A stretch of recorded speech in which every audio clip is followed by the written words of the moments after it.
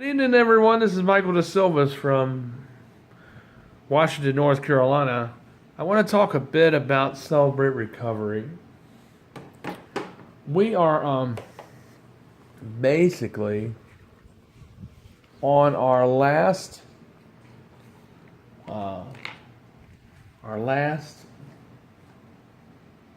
lesson. You know. So that's the book right there. See, it says John Baker. John Baker. See that? That's the book, and it's got Rick Warren on it, and this is the first book. It says The Journey Begins, and we're about finishing up with that book. Um, Probably another week we'll be done with this first book. You get four of them. This is the first of the series of the four. This is what the guys get, and the women get it too. But what it is, I want to correct myself. You don't become a mentor; you become a sponsor. And a sponsor is someone who helps counsel, or not helps, but tries to show support, and you become a sponsor to help encourage those who need extra help or maybe a boost. And what you want to do is, when you get at that point to be doing this kind of thing, you want to make sure essentially that you get people's phone numbers so you can keep in touch with other people in other groups, because you can actually be a sponsor in more than one group. I found out in CR. And I'm familiar with Rick Warren's books, and I'm familiar with Mr. Baker's books. I've read Purpose Driven Life and The Purpose Driven Life. I guess they're the same book. But I've read those books, and they actually are behind Celebrate Recovery. And, they have a lot to do with the curriculum, the books and stuff. So, but I just want to let you know that it's a very encouraging thing. It will help you with your hang-ups, your habits, your inappropriate behaviors, maybe your impulses, your compulsions, your codependencies, and your hurts and struggles. And it's basically something you go to after you have gone through a treatment program, a 12-step treatment program. And this kind of something you couple with after you get out. Now, you may not need you may not need to go into for treatment in every case, like I said before. But generally, that's the progression of how this goes when you do this stuff. But I hope that it's my prayer that you will get the help you need. And if you're codependent and you want to become independent, you don't want to be controlling, that you'll maybe go and seek help, maybe with a professional or a counselor or a psychologist or psychologist and or psychiatrist or a therapist. And it may involve changing your meds if you've been really like this for a long time, or it may just simply involve going to a counselor and them helping you by giving you steps without medication. So it doesn't always include or pertain to psychotropics or barbiturate type of drugs all the time as a part of treatment, but sometimes it does. I'd say about a third time it does. But it depends on how long you've been doing it and how severe you are, of a person, and how you become so codependent. And basically, like we define in other videos what codependency is, I'm not going to go into it, but basically it's someone that tries so hard to be a friend with someone, but they try so hard they end up pushing the people away, and they're expert people, disfellowshippers. So if you know anybody that's like that, it's because they are really severely codependent. Another thing they do is they always make excuses for everything. And another thing the codependent person does is they're very controlling of their kids and very controlling they try to have control over everything, but in reality, you don't have control over anything. You can't even control what's going on with your body, much less control what's going on with others in your life. So that's the first point you have to understand in the mapping of counseling. And it's like in CR, Celebrate Recovery, for short, CR is what I call it. Celebrate Recovery basically is, I have counseling background, and I have gone to school for it, and I have studied extensively in it, and I'm still studying every day because that's kind of what you have to do, just like with IT work, as I do computer work too, as everyone knows. And I don't hack into people's computers, so I've seen people putting things out on the internet about me that isn't true, and that If they don't stop, I'm going to seek legal actions against them. So they need to quit doing that because I don't hack into people's computers. However, I do stop people who do the hacking of that kind of nature. But I do not hack or attack other people because I don't do malicious stuff. I use that knowledge for good. And like I've always said, the key way, to get help is to first pray about it. How you take action or how you take, how you do it is through admitting your denial, what your problem is and facing it and realizing, hey, I got a drinking problem or I have a pornography problem, or I have a behavior that I'm doing that's inappropriate, or I am too codependent and I want to become independent, whatever that is. I'm too controlling, I'm too strict with my kids, or I'm too strict with people, period. I write people off for things, and, I have other things going on in my life. I'm hearing voices and I'm making up things on people. And like I said, you need to go for therapy and counseling first. And then you come to this group after that's completed so you can stay on task and recover that way. And the thing that's different about Celebrate Recovery, known as CR for short, is that it does definitely help you to realize that you're not alone and there's other people there with you. And as you develop that bond with the people that are in your group and your session, in your group, or substance or codependency, or women groups and men groups, the men go off together and the women go off together, and that's how you form that closer kind of bond. And you realize you all can help each other by listening to what people say in there. It helps you to realize that, hey, there's similar problems they have that are similar to mine, and vice versa. And it's kind of like you're all kind of like putting, how you put your hands around in a circle and you hold each other's hands at camp.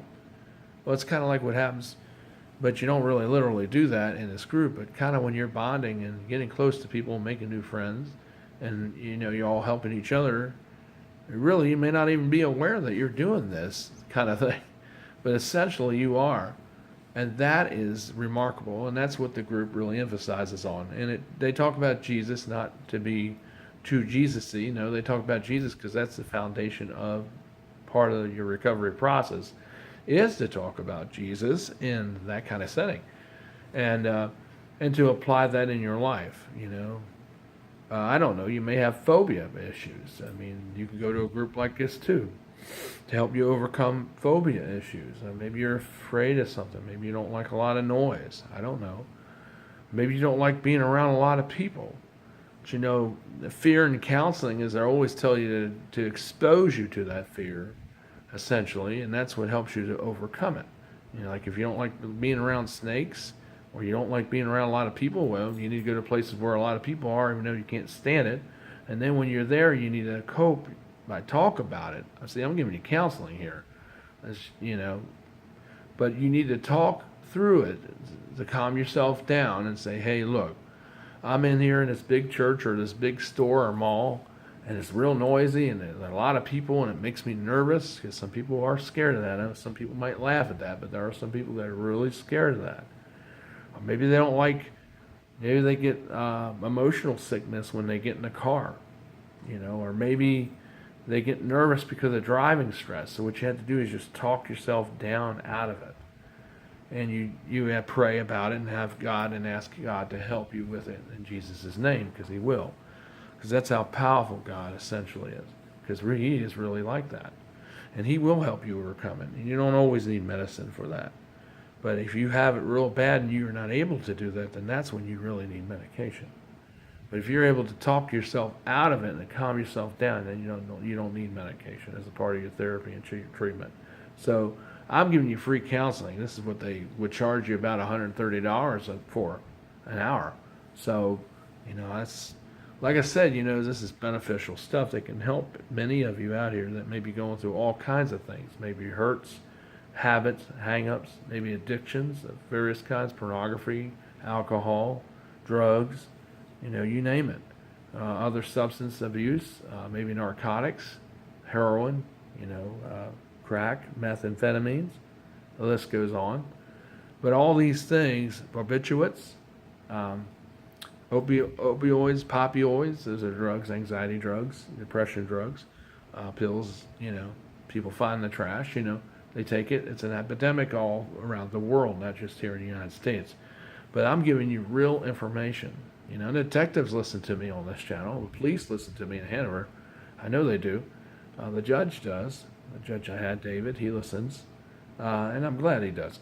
But the thing is, I give a lot of good information on this channel, and I will continue to do that because I like to help people. And I hope it does help some of you, because I don't want to see you all get locked up, or even worse, be dead because you overdosed, or and the bad thing is, if you have an addiction or something, sometimes you relapse. It does happen. Even when you go and get the help, the best help you can have, it can still happen sometimes. So that's why you need a support system in place. And this, Celebrate Recovery is basically essentially that. It will help you after your counseling is over. So I just hope this helps people. But I wanted to say, you need to, if you are having problems with computer hackers, all right, because this is what I do, okay? I'm going to share some information with you, and then we're going to kind of cut for tonight. You need to update all your software on your computer, whatever programs you use, and you need to use what is called two-way authentication, which means you use a password in conjunction with a phone number, or with a PIN, or with your handprint. It's like you have password, but then you also have your handprint. So that's what they call two-form of authentication sign-in. And that makes it really hard, virtually hard, for someone near possible to hash or to try to hack in. Even a hired hacker would have a real hard time to get into a two-form authentication sign-in. If you just did it with your password, it's really simple, because I do it. It's really easy to do that, but it takes several hours. But if it's an easy password, it may only take 3 or 4 hours. If it's a real hard, complex password, it may take several months. But like I said, use those foreign symbols like exclamation point, question marks, dollar signs. That's what we're talking about. Use those within your password, and capitalize some of the stuff. That helps too. And make it long, but write it down somewhere so you can, if you forget it, you have it in your head. You have it in your head too, but you also have it you keep your passwords written down on a piece of paper somewhere safe, not where someone can grab them and that comes in there. They made this man, or maybe somebody coming over your house. If your cameras are on your device, you need to turn them off when you're on your computer, because hackers can hack into through your computer, through your ISP, through your IP address, and they can get and see what you're doing. That's why you got to make sure that camera's disabled. And you can go into these settings in the computer and turn it off, and they can't turn it on. But a lot of times when you get your computer, it's on by default. So you got to go in there and turn that sucker off and save the settings, okay? And that will keep you safe. And turn off location, geolocation tagging too. Turn that off, because that's how they can hack into you too, because they can find out where you are by latitude and longitude, by geolocation. Turn that off in your phones and tablets and computers. Make sure it's off on all your devices. And in your cameras, even your digital cameras, those real high dollar digital nice cameras you take that can take, real good pictures that are not on your phone. They also do geotag location too now, so make sure you turn that off in your camera settings on your camera in the menu. You just have to go through all the things till you get to where it says geolocation or location tagging. Make sure you turn that off. And that'll keep people from finding out where you are, so they can hack into your thing. They use tools on the computer, various tools to take advantage of the vulnerabilities and the back doors in the computers, and that's how people can gain access. But you really have to know what you're doing. It's not just the program, but you got to know how to use it, and that's not something that's easy to do with the average person. And the thing is, I stop people from doing that stuff. That's why I know a lot about it, because I do this stuff, okay? And I'm an honest guy. I don't hack people. Even if people I don't like, I don't hack people. I've never hacked into anyone's stuff. I've been accused of that, but I don't do that. But I do stop people from hacking into other people's stuff.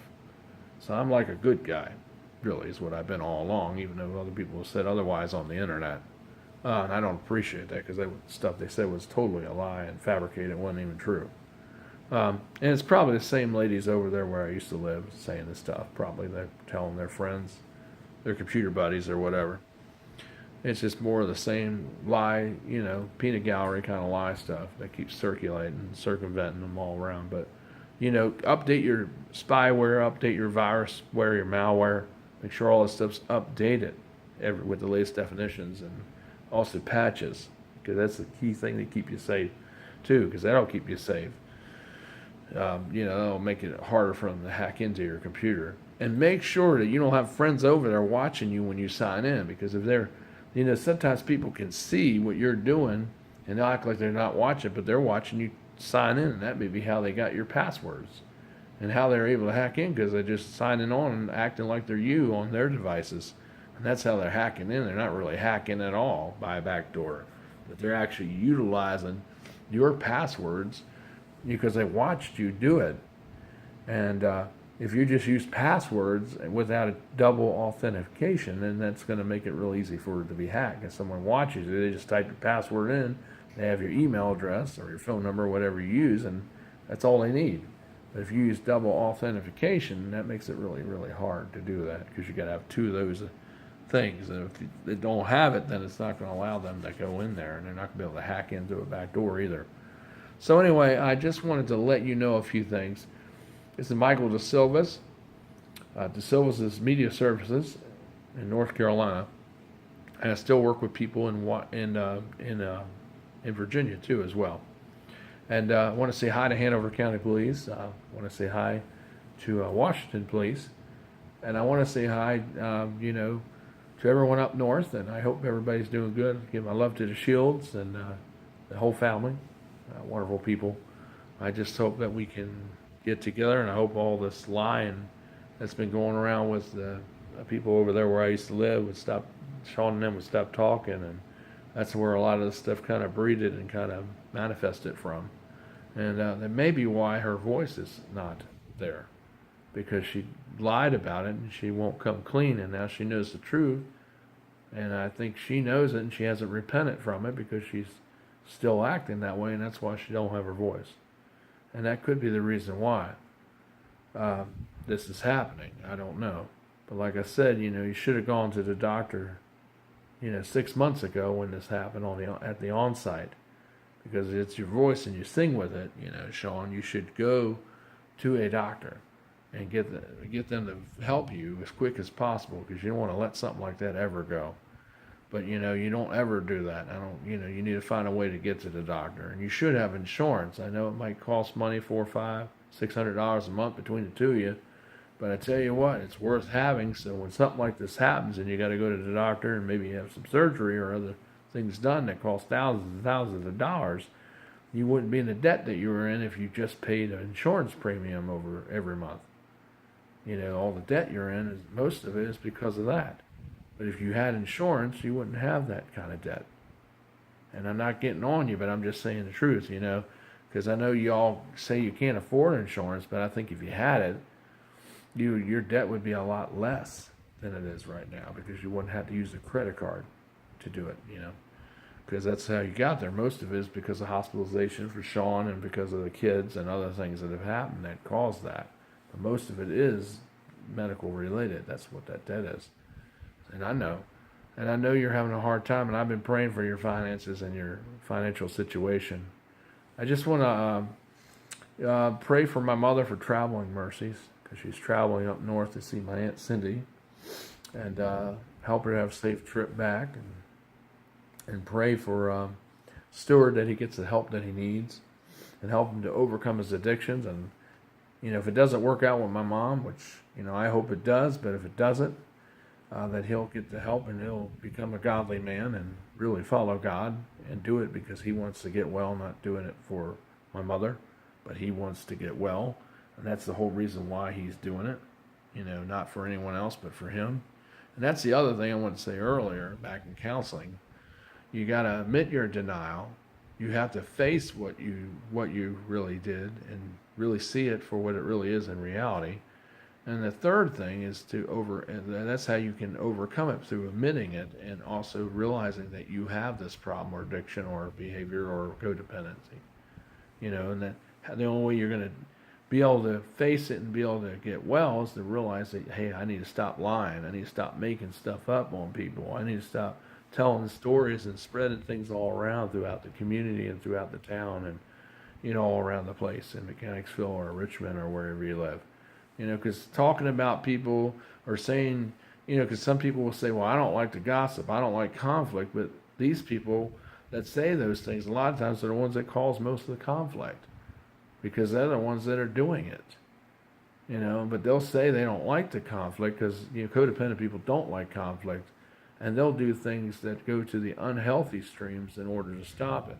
And they're excellent disfellowshippers, and they always have a bunch of excuses, and they may be really strict to people that are in their life, like children, maybe their husband. They may talk to their husband, or if it's a wife that's like this, the wife might be real strict to the husband in talking down and saying they're not good enough and that they need to get a job when really they're the one, they may be the one that's providing for the whole family, literally, for the people that I know. But yet I know he's doing a good job in spite of what he does. But his wife, I heard her, just attacking him sometimes.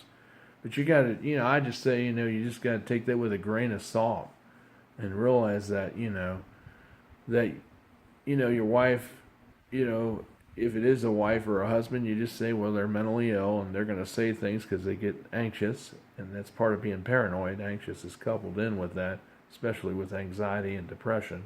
That's kind of in there with schizophrenia. If they have schizophrenia diagnosis, which, that can bring on those kind of manifestations of behavior. And that's what can be systemic. And sometimes they can say things because of those. They just don't know how to express themselves, socially or emotionally. And sometimes they'll say things very rude because that's how they respond to the anxiousness or the worries that they have. They'll kind of lash out. And, normally people talk about things. They don't lash out and be mean. But when you are schizophrenia or you have anxiety problems or depression, you tend to act that way because that's how you respond to the stresses or worries in your life.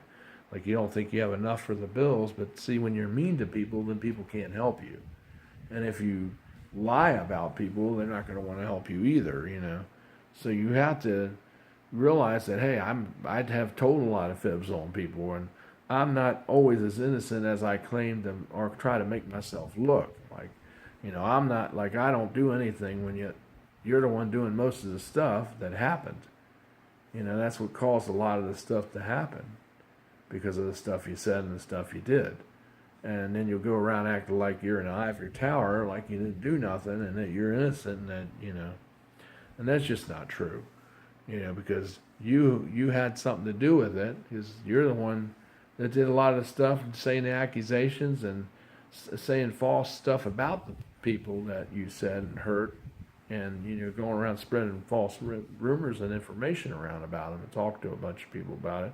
When you didn't know all the facts, and then a lot of times, a lot of these people that are codependent will always like to jump to the side of, another person. That's what happened to me. And, they jumped to the other side and didn't know all the facts about that person, didn't really know, and that person tended to be, that person was codependent and controlling. And a lot of those people, when they get together, they all get along because they're all accomplishing the same mission, because as long as they have that award and that satisfaction, they're going to do whatever they can to kind of surmise the end or the means kind of thing, to whatever they need to do, whatever it takes to get that done. So like those three girls over there where I used to live, they all consorted together, even with the mother of the Shields family, and they all worked together to say lies about me and spread things around about me to the point to where I had to get out of there because it was ruining my life, my reputation. It was ruining my business, and it just wasn't true. And, and then making accusations and hearing things that I'm made threats towards the family, or I was threatening towards the family. I was never threatening towards the family. I've never made any accusations towards anyone. Even these three ladies that were acting all scared of me, I never said anything accusations about them. If I said anything about them, it was all true, because it was true. But the thing is, I never did anything to the Shields, or I never said anything to her, to the mother or the father of the Shields, or to the kids. I never said anything in a threatening manner at all, at any time, at any point in time. I might have been upset, But you're going to get upset when you have people saying things about you that aren't true, and then believing what everyone else is saying, and without knowing all the facts. And it's going to make you upset, and that's normal for most people. That's how people get, and you get tired of hearing the same stuff over and over. It's like a dead horse. You can't keep kicking a dead horse, because once they're dead, they're not going to come to life. But a lot of people, some people that have mental illness, tend to do that, and when they're codependent, they tend to do that because they like to keep things alive and keep it spreading, but yet it's still dead. Because anybody that is not codependent and knows what's really going on is not going to sit around and want to hear that every time. Here you go over the same thing and rehash things and just keep things going, just to keep it going, because that's just gossip anyway. And nobody really, a mature Christian doesn't want to have any part or anything to do with that, because it's all lies anyway. So my advice to those who are doing this stuff, you need to stop it and, maybe get a job, or maybe start thinking positive things instead of thinking about all the negative things. I mean, you can sit there and do two things. You can focus on getting well, getting close to God and start praying, or you can continue to remain bitter and continue to still be mad and still think about all the bad things people did to you, or think about the past, and that's what's going to kill you or make you sick mentally. Or you can focus on be positive. That way you'll have a good mind, and your health will be good, because you won't be all stressed out worrying about things that you really don't have no control over anyway, or they're not happening. People that are codependents always like to control everything, but they really can't, and that's what drives them crazy. Because you can't control nobody. I mean, I can't control anyone out here no more than anyone else can. Even though some people that are real strict try, but all they end up doing is just pushing those people out of their life and alienating them, because they don't want to be around them. And then they don't want to tell you nothing, because you're going to always, there's people that are codependent always want to prejudge them and always think they're doing something wrong, even though they're not. They're just asking questions or advice. That's why teenagers ask questions about sex, or ask questions about kissing, or ask questions about whatever. That's normal for them to ask when they're that age, because they want to know. That's what they're asking you. It's better for them to ask you than to go to a kid or go to somebody else that's a stranger that's not going to tell them the right answer, or they're going to, maybe take advantage of your kids in an inappropriate manner. Like I think is what happened when they went over to that lady across the hallway from me. I think some inappropriate things did go on there. And it doesn't matter what that lady says, but I don't think she was a good, stable person, and I will say that till I die. And I don't think the mother, I don't think Sean should have went over there and talked to her. I advised her in advance not to do that. And if she would have just done that and just talked to me, we could have worked this out, and all this stuff wouldn't have happened the way it did. Because it was just stupid. It was just a joke, because it was not true. And, the grass always looks greener until you get over on the other side, and then you realize, hey, it ain't so green, because that person was full of garbage and malarkey, and they weren't telling the truth, and they were telling you feeding you a bunch of lies. And then when you get over there, you realize that, but then you're too prideful. You don't want to admit that you're wrong, and that's the other thing that codependent people have a problem with. They don't want to admit it, so they won't say, I'm sorry. I said things about you, because they don't want to say that, because they don't want to look, they would ruin their credibility. And that's why, they are excellent fellowship, breakers. And it's like, they come over my house and help me move, and that was great.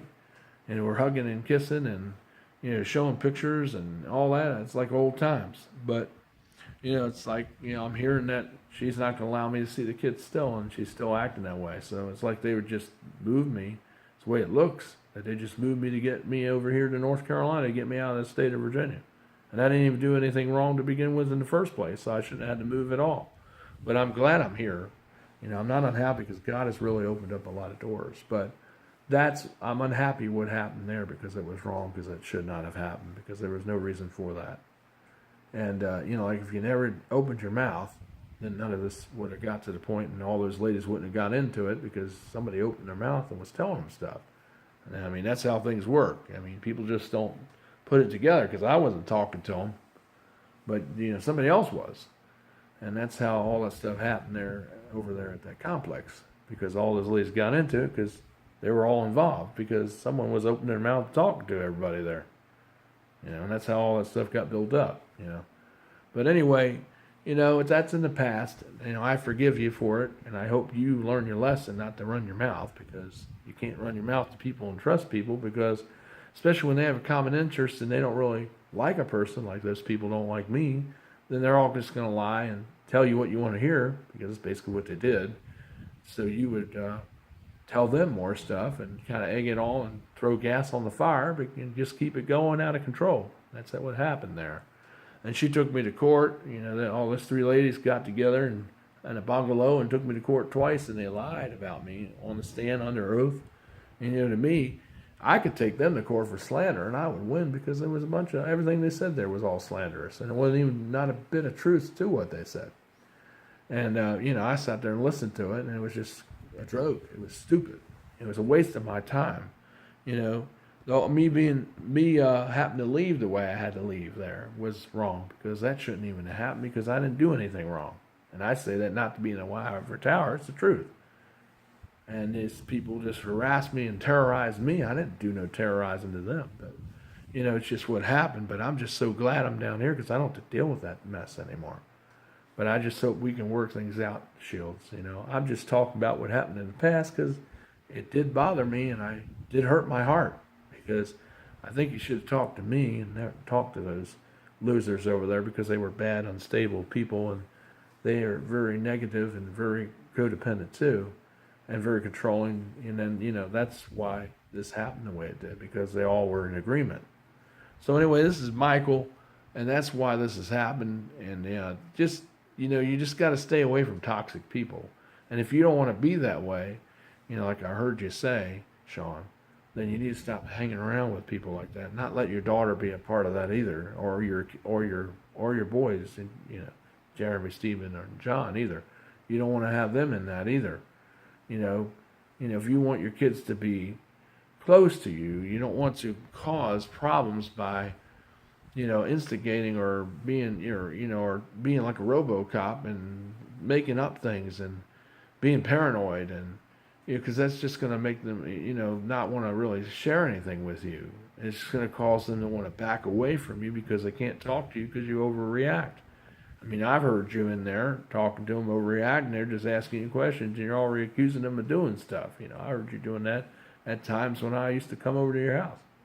And then they're like, I can't even talk to our mother, because she always thinks we're doing something or thinks we've done something wrong when we're just asking her questions. And that's what kids do. They're going to go to other people because they can't talk to you, because they're too scared to talk to you, because you're going to always think they're doing something wrong when really they may be just asking a question, because they just want to know. And you're the best person who they should go to, so you don't want to ruin that bond.